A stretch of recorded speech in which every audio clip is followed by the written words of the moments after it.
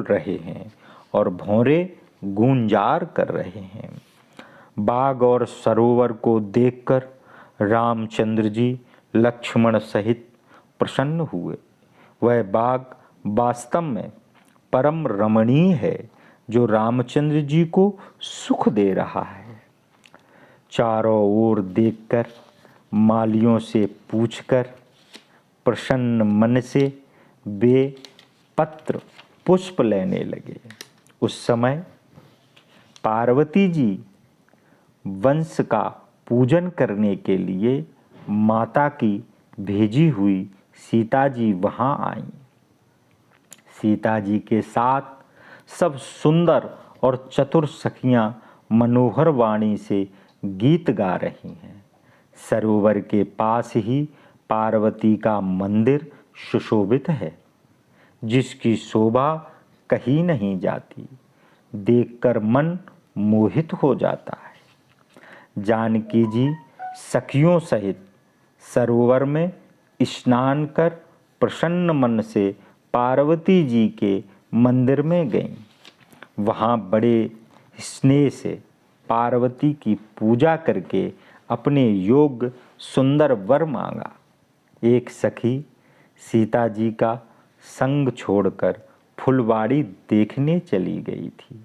उसने जाकर दोनों भाइयों को देखा और प्रेम में मग्न होती हुई सीता जी के पास आई।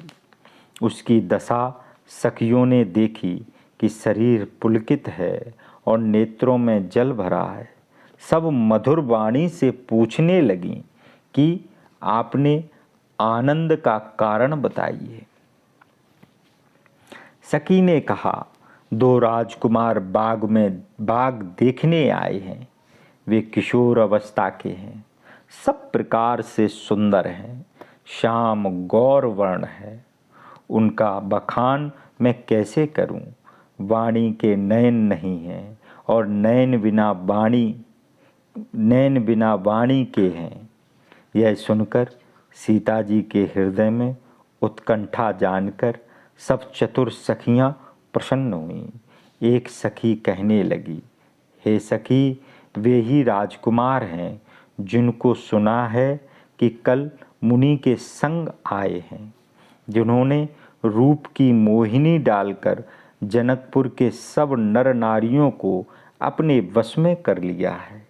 उनकी छवि का जहाँ तहाँ सब लोग वर्णन कर रहे हैं। उन्हें अवश्य देखिए, वे देखने योग्य हैं। उसके वचन सीता जी को बहुत अच्छे लगे। दर्शन करने के लिए नेत्र बेचैन हुए।